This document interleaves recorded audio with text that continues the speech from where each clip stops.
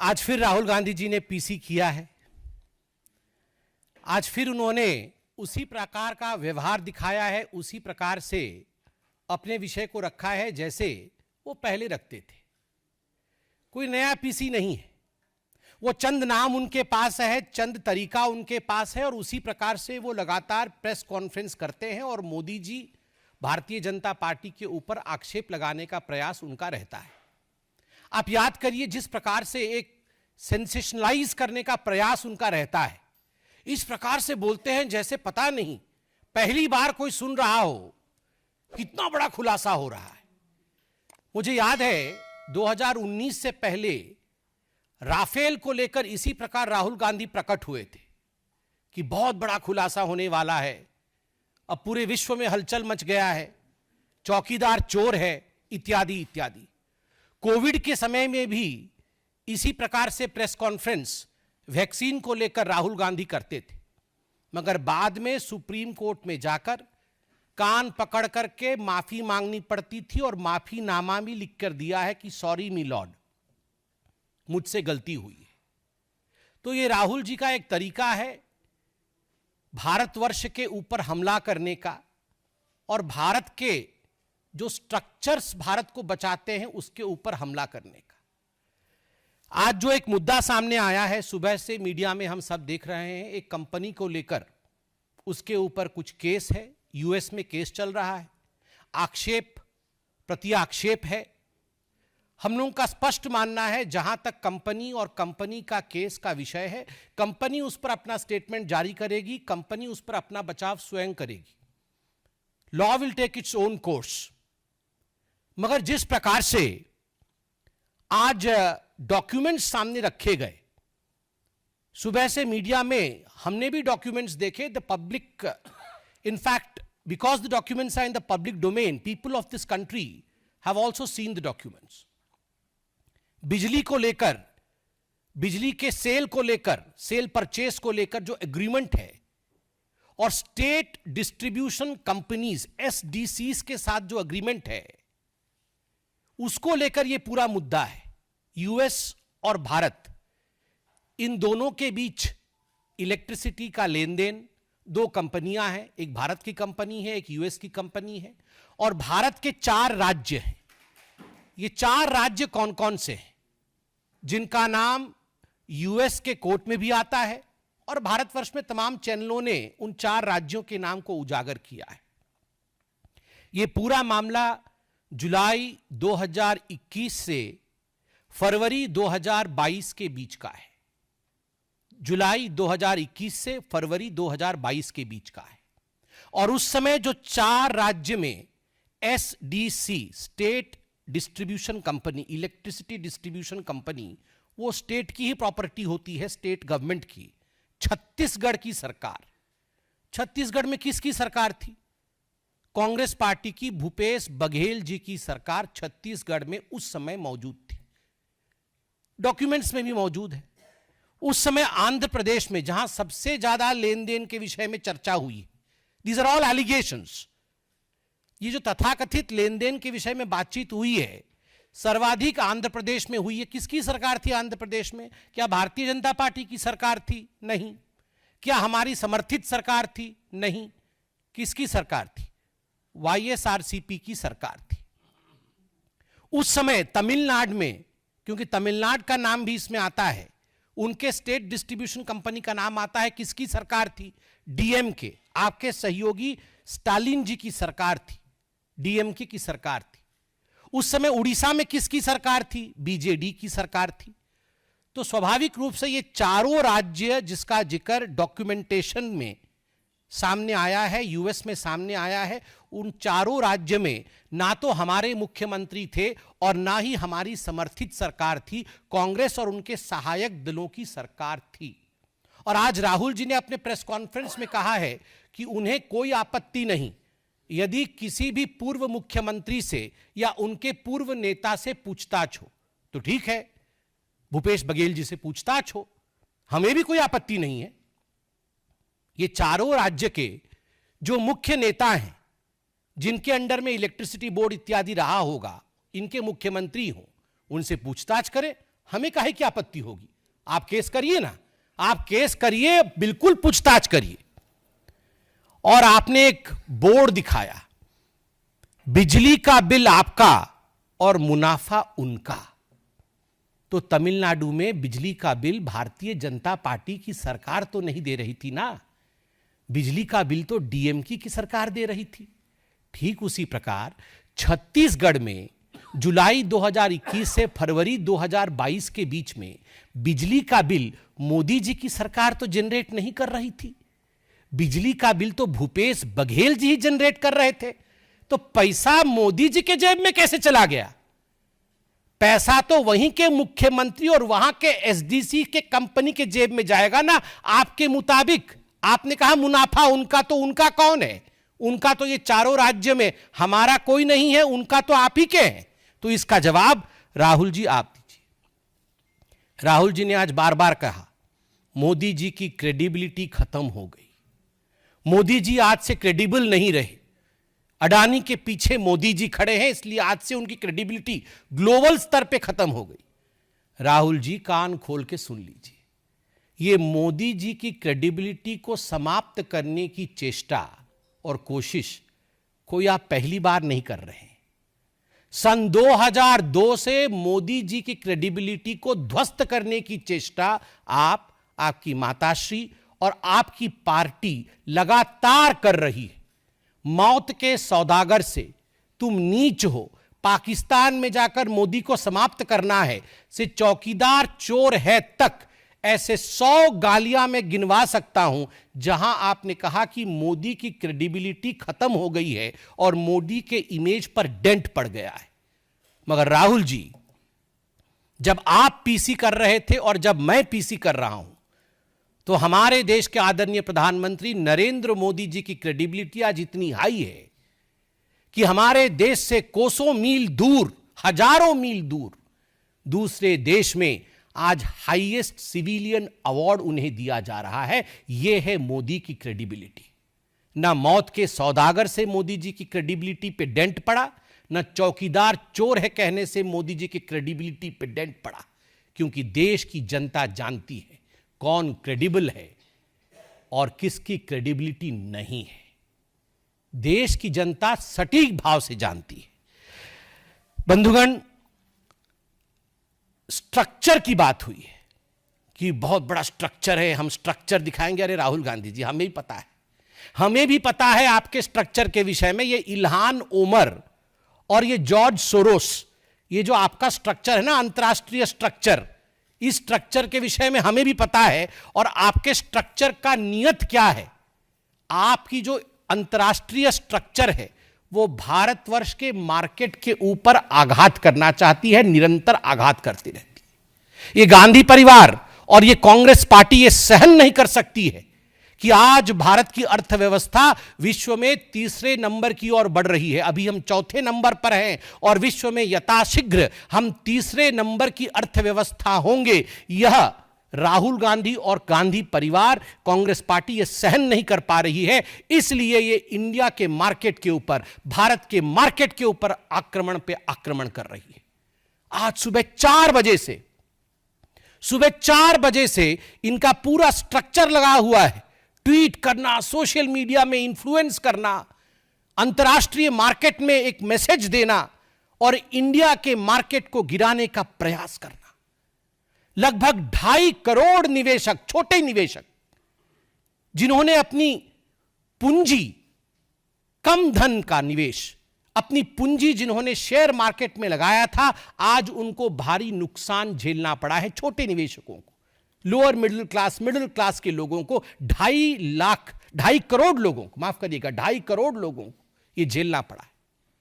यह आप निरंतर जो भारत के मार्केट के ऊपर कई प्रकरण रहा है, इससे पहले भी आपने कई प्रकरणों के माध्यम से भारत के मार्केट के ऊपर हमला करने की कोशिश की है, ताकि मार्केट डिप करे, मार्केट गिरे और इंडिया की इकोनॉमी पर अटैक हो।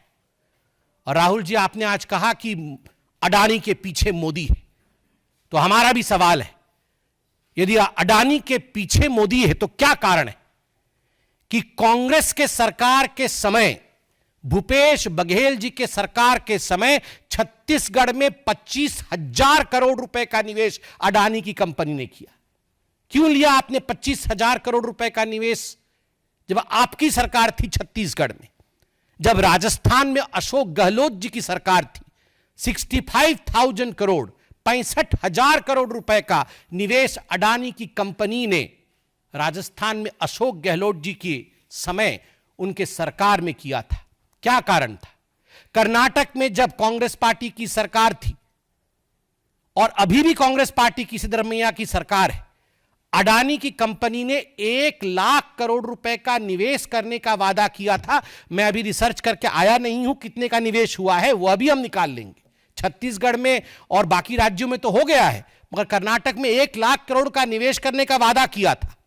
बंगाल में 35,000 करोड़ रुपए का निवेश है, बंगाल में आपका साठगांठ है। आंध्र प्रदेश में 60,000 करोड़ का निवेश है, तमिलनाडु में 4,500 करोड़ का निवेश है। 19 अक्टूबर 2024 को अडानी फाउंडेशन ने रेवंत रेड्डी जो कि तेलंगाना के मुख्यमंत्री हैं, उन्हें 100 करोड़ रुपए उनके फाउंडेशन को डोनेशन दिया था कौशल विकास स्किल अपलिफ्टमेंट के लिए। क्यों लिया था डोनेशन? एक करप्ट व्यक्ति से आपने डोनेशन क्यों लिया? आपकी सरकार ने डोनेशन क्यों लिया? निवेश भी नहीं, डोनेशन लिया 100 करोड़ का। 23 जनवरी 2024 23 जनवरी 2024 रेवंत रेड्डी जी जो कि तेलंगाना के मुख्यमंत्री हैं, वर्ल्ड इकोनॉमिक फोरम में वो लीड करते हैं और तेलंगाना की कांग्रेस की सरकार 12,400 करोड़ का एमओयू साइन करती है अडानी ग्रुप के कंपनियों के साथ। 12,400 करोड़ रुपए का। राहुल जी, कौन जवाब देगा? क्या आप और रेवंत रेड्डी अलग है? क्या आप और अशोक गहलोत अलग है? क्या आप और भूपेश बघेल अलग है? या इनका जवाब भी आप ही को देना पड़ेगा? मैं आज राहुल जी से पूछना चाहता हूं, और हमने भी 12 वर्ष से मैं प्रवक्ता के पद पे मैं अब देख रहा हूं कि चाहे 2G का केस हो, चाहे CWG का केस हो, कोल स्कैम हो, इन सभी विषयों को लेकर भारतीय जनता पार्टी उस समय कोर्ट में जाती थी। अरुण जेटली जी हमारे बीच में नहीं है, प्रभु उनके आत्मा को शांति दे। देश विदेश के एक कद्दावर नेता और एक बहुत बड़े स्थापित वकील थे। हर केस में वो लड़ते थे, केस साबित होता था, इन्वेस्टिगेशन होती थी, हम आधार को लेकर लड़ते थे। और मैं आज राहुल गांधी से पूछना चाहता हूं, जिस प्रकार हम केस करते थे, केवल प्रेस कॉन्फ्रेंस नहीं करते थे, आप केस करिए ना, आप केस करिए, कोर्ट जाइए। और मुझे आज तकलीफ हुई इस बात से, आपने अपने पीसी में, आप देश के एक सांसद हैं, छोड़ दीजिए कि आप किसी पार्टी के अध्यक्ष रह चुके हैं, मगर आप एक सांसद हैं, और आपने कहा कि इस हिंदुस्तान में, इस भारतवर्ष में हमें कांग्रेस पार्टी को कोर्ट का भी काम करना पड़ रहा है, जुडिशरी। आपने पर्टिकुलरली जुडिशरी शब्द का इस्तेमाल किया कि मीडिया भी अपना काम नहीं कर रही है, मीडिया का काम भी कांग्रेस कर रही है बहुत हद तक, और जुडिशरी का काम भी कांग्रेस कर रही है। वाह, बेल पे बाहर मां बेटे और जुडिशरी का काम कर रहे हैं। आधे लोग तो बेल पे बाहर हैं और ये जुडिशरी का काम कर रहे हैं। बताइए, इस पे तो कंटेम्प्ट ऑफ कोर्ट होना चाहिए, सुओ मोटो कॉग्निजेंस लेना चाहिए कि जुडिशरी का काम कर रहे हैं। और आज तो मुझे बड़ा दुख लगा, हमारे एक पत्रकार बंधु ने 3 सवाल क्या पूछ लिए, उनसे ऐसे झेप गए कि ये बीजेपी का। अरे भैया, पत्रकार हैं, आप भी तो हमसे पूछेंगे। अभी राहुल गांधी ने ऐसा कहा, कभी हम गुस्साते हैं? कभी नहीं भैया, आपका कर्तव्य है, आपका काम है, आप सवाल पूछेंगे। और वहां बोल रहे हैं आप बीजेपी का सवाल पूछ रही है। बीजेपी का सवाल नहीं है, वाजिब सवाल था, उत्तर नहीं है, इसलिए आप झेप गए थे। राहुल जी कह रहे थे इंडिया हाईजैक हो गया है। गलत, टेंस गलत है, पास्ट टेंस में होना चाहिए था, फ्यूचर टेंस और प्रेजेंट टेंस में नहीं। इंडिया हाईजैक हो गया था। गांधी परिवार, ये नकली गांधी परिवार उसके हाईजैकर थे। कमांडो ने मुक्त कराया है हाईजैकिंग से। अब भारत का जो इकोनॉमिक जहाज है वह रनवे पे 2014 से रफ्तार से दौड़ करके अब 35,000 की फुट की ऊंचाई पर उड़ान भर रहा है, तीसरे नंबर की इकोनॉमिक शक्ति बनने जा रहा है, तो Rahul Gandhi, India is not hijacked, India was hijacked. Today India is soaring high as far as economy is concern. और बार बार बोलते हैं जेपीसी कर देंगे, जेपीसी बना देंगे। सरकार कहीं बनती नहीं है, कहीं सरकार बनती नहीं है तो जेपीसी बनाकर ही खुश हो जाते हैं। तो बोलते चलो जेपीसी ही बना देंगे, सरकार तो बन नहीं रही है। और जेपीसी बना दीजिएगा तो वहां क्या, कोई बोतल फोड़ रहा है, कोई हाथ तोड़ रहा है, कोई मुंह फोड़ रहा है, यही चलता है इनके जेपीसी में। लोकसभा सत्र से पहले ये इनका पुराना ड्रामा है। अब राहुल गांधी जी को देखिएगा, पहले दिन 25 तारीख को पूरा ड्रामा और नौटंकी शुरू कर देंगे। किस प्रकार से भारत की इकोनॉमी नहीं चले, किस प्रकार से भारत का पार्लियामेंट नहीं चले, किस प्रकार हर जगह केओस और अस्त व्यस्तता रहे, यही राहुल और कांग्रेस पार्टी का विशेष उनका प्रबंधन है। और अपने मुंह मियां मिट्ठू बनना राहुल गांधी बंद करे। इतना कह के मैं अपने विषय को समाप्त करता हूं। कोई प्रश्न हो तो अवश्य पूछें। नीरज पांडे, एबीपी। सर, राहुल गांधी के सवाल को आपने जवाब दिया, लेकिन जो यूएस की कोर्ट ने, यूएस की एजेंसी ने जो मुकदमा किया है भारत की इतनी बड़ी कंपनी पर, भारत के इतने बड़े उद्योगपति पर, उस पर भारतीय जनता पार्टी का क्या स्टैंड? देखिए, एक प्राइवेट कंपनी पे मुकदमा हुआ है और जिस कंपनी पे हुआ है, कंपनी अपना स्टेटमेंट देगी। भारतीय जनता पार्टी अपना स्टैंड बड़ा स्पष्ट रखती है। कोर्ट में केस चल रहा है, law will take its own course, we stand with the people of India. और इस पर जो भी स्टेटमेंट देना है कंपनी देगी।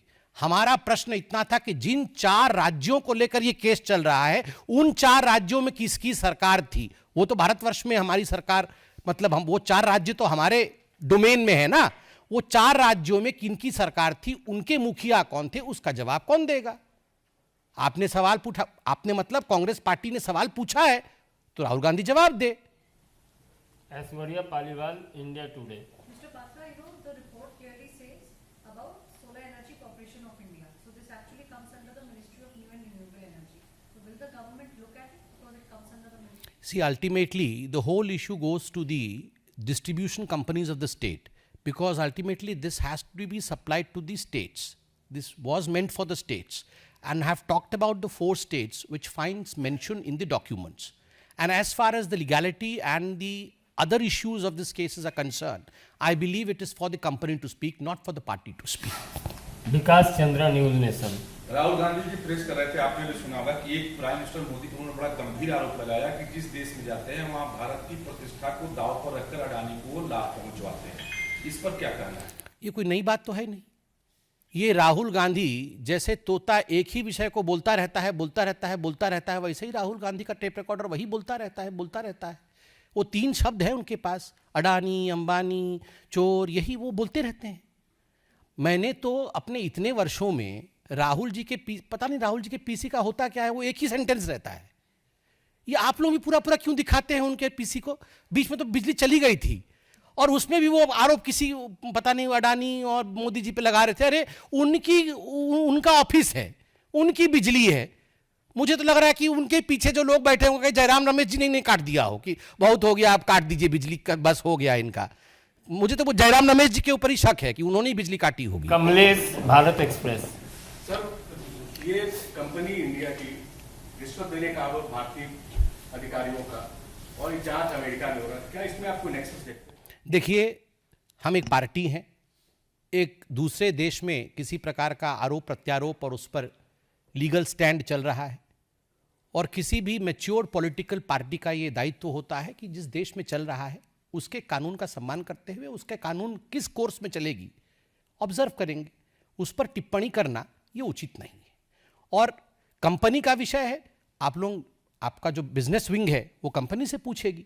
हमने बड़े स्पष्ट रूप से कहा कि जहां जहां निवेश कांग्रेस के राज्यों में हुआ है, आपने वो निवेश क्यों कराया? आपको इतनी एलर्जी है, आपको लगता है ये सब कुछ घोटाला है, तो आपने, मैंने तो संख्या भी दी, कितना कितना निवेश किन किन राज्यों में कांग्रेस के हुआ है, वो आपने क्यों कराया? क्या उसमें भी घोटाला था? इसका जवाब कौन देगा अगर कांग्रेस नहीं देगी? रविकांत राय, टाइम्स नाउ भारत।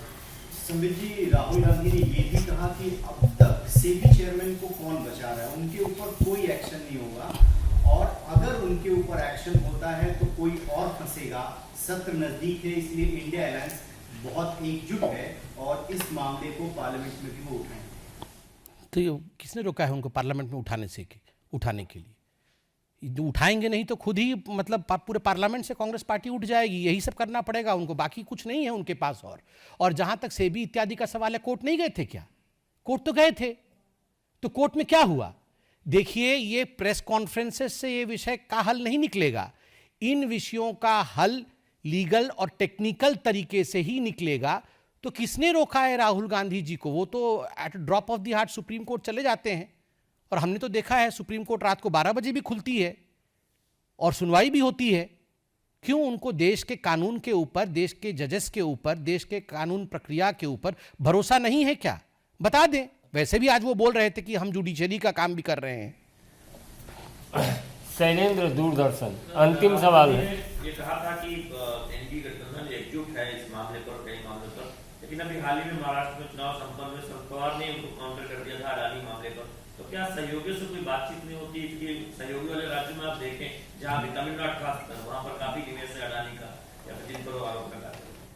अरे कुछ नहीं होता है। खुद रेवंत रेड्डी जी के यहाँ देखिए कितना निवेश किया हुआ है। अशोक गहलोत जी ने कितना निवेश किया, खुद खिलखिला के हंस के फोटो उठा रहे हैं और यहाँ आके पीसी कर रहे हैं। नहीं, हमारा कहना है इनकी किसी से कोई बातचीत नहीं होती। वो दो लोग बैठे हुए हैं, मैं नाम नहीं ले रहा हूँ, वही लोग सब समझा देते हैं। बस स्लाइड व्लाइड बना के ले आते हैं और इनको वो कमरे में पीसी से पहले समझा देते हैं कि ये हुआ। उनको कहाँ समझ में आ रहा है ये सब क्या है डिस्ट्रीब्यूशन कंपनी और क्या है। उनको 2-4 मिनट ब्रीफिंग कर देते हैं, वो आके बता देते हैं। बस इसलिए 3 लाइन बोलते हैं, 3 लाइन से कभी ज़्यादा बोलते हैं। उसके बाद वो आप लोगों के ऊपर हमला, तुम बीजेपी के हो, बीजेपी का सवाल क्यों पूछते हो? I will not answer. Okay, I will now answer. जिस व्यक्ति के पास मैच्योरिटी हो और जिस व्यक्ति को समझ हो, वो टेक्निकलिटी पे उत्तर देता है, इस प्रकार के एंटिक्स नहीं करता है।